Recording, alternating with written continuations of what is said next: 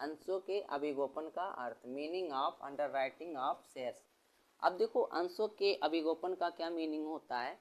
तो सामान्यतः जो है अंशों के निर्गमन के लिए सार्वजनिक कंपनी को प्राविवरण अथवा स्थानापन्न प्राविवरण निर्गमित करना पड़ता है।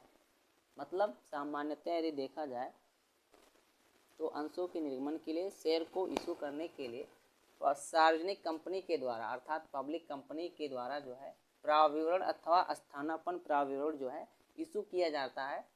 प्राविवरण में निहित बातों तथा कंपनी की भावी प्रगति की संभावनाओं से प्रेरित होकर कंपनी जो है जनता को अंश खरीदने के लिए आवेदन पत्र प्रस्तुत करती है।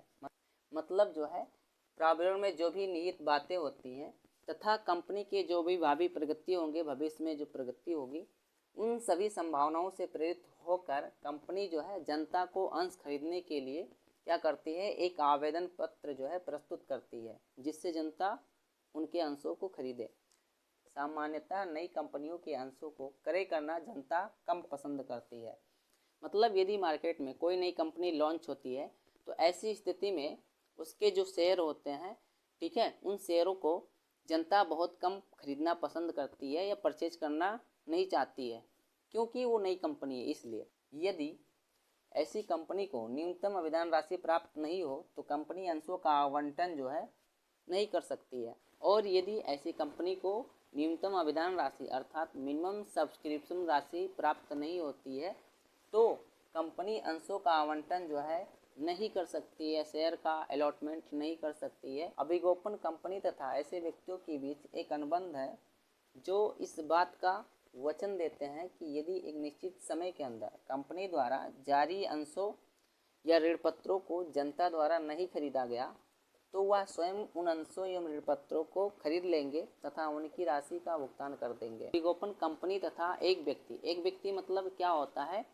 जिसे अभिगोपक बोलते हैं या अंडरराइटर बोलते हैं, उन दोनों के बीच क्या होता है, एक अनुबंध होता है, एक कॉन्ट्रैक्ट होता है, और जिसमें और अभिगोपक कंपनी को इस बात का वचन देता है कि यदि कंपनी के जो शेयर होते हैं, डिबेंचर होते हैं, जनता के द्वारा नहीं खरीदा गया तो अभिगोपक जो है कंपनी के शेयर और डिबेंचर को स्वयं खरीद लेगा और उसकी जो अमाउंट होगी, राशि होगा, उसका भुगतान कर देगा। ठीक है। कंपनी तथा इन व्यक्तियों के मध्य हुए इस प्रकार के अनुबंध को अभिगोपन कहते हैं।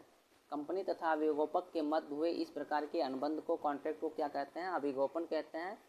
और इन सभी प्रक्रियाओं को अंशों का अभिगोपन कहते हैं। हरण किए गए अंशों का पुनर्निर्गमन, रीइशू ऑफ फॉरफिटेड शेयर्स। अब देखो कंपनी के द्वारा जो भी अंश हरण कर लिए जाते हैं, ठीक है, उसका पुनर्निर्गमन कंपनी कैसे करती है। तो पहला हो जाएगा, हरण किए गए अंशों की संचालक मंडल द्वारा बिक्री की जा सकती है तथा इन्हें समाप्त भी किया जा सकता है।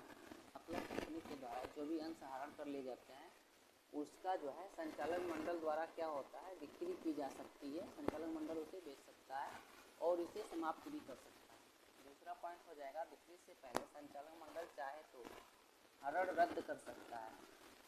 अंशों की बिक्री से पहले संचालक मंडल यदि चाहे तो अंशों का हरण रद्द कर सकता है। ठीक है। तीसरा नंबर हो जाएगा, हरण किए गए अंशों के पुनर्निर्गमन पर प्राप्त होने वाले प्रतिफल को कंपनी को प्राप्त करने का अधिकार रहता है। मतलब कंपनी के द्वारा हरण किए गए अंशों के पुनर्निर्गमन करने पर जो प्रतिफल प्राप्त होता है वह कंपनी को प्राप्त करने का अधिकार रहता है।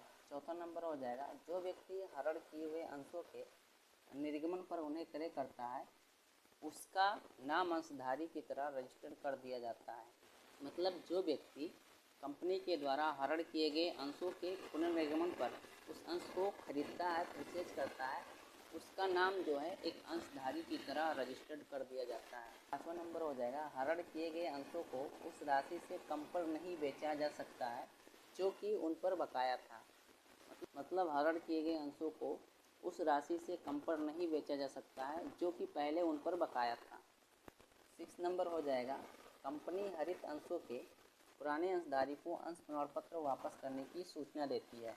मतलब कंपनी जिनके अंश को हरण कर लेती है उन अंशधारी को या शेयर होल्डर को अंश प्रमाण पत्र वापस करने की एक सूचना देती है। यदि उसके द्वारा प्रमाण पत्र नहीं लौटाया जाता है तो कंपनी समाचार पत्र में उन प्रमाण पत्रों को रद्द करने की सूचना देती है। और यदि अंशधारी के द्वारा प्रमाण पत्र वापस नहीं किया जाता है या लौटाया नहीं जाता है तो ऐसी स्थिति में कंपनी क्या करेगी, समाचार पत्रों में उन प्रमाण पत्रों को रद्द करने की सूचना देती है। अंश पत्रों का डीमैटेरियलाइजेशन, मीनिंग ऑफ डीमैट। अब देखो डीमैट क्या होता है या डीमैटेरियलाइजेशन क्या होता है।